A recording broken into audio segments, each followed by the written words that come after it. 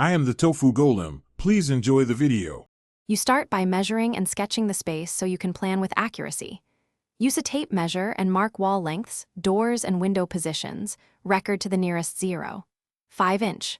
Once done, note fixed items like radiators, columns, and vents because they limit layout options. Make a quick freehand sketch showing approximate proportions. This gives you a visual baseline to refine. Make sure to label each measurement and element so you won't lose context when you move to precise drafting. You now convert the rough sketch to a scaled plan so dimensions are reliable. Pick a scale like 1/4 inch equals 1 foot or 1/50 metric, then transfer each measured length onto graph or CAD grid. As you draw, include wall thicknesses and precise door and window locations. Represent door swing arcs and window sill heights to avoid clashes.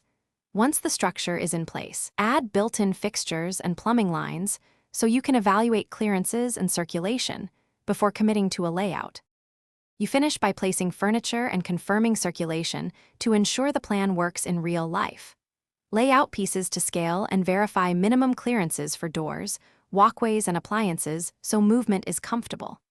Then annotate room names, dimensions, and any construction notes that a builder or permit reviewer will need. If something clashes, like a door hitting furniture, adjust wall placement, door swing, or furniture location. The key troubleshooting tip is to always remeasure suspect areas in the room before.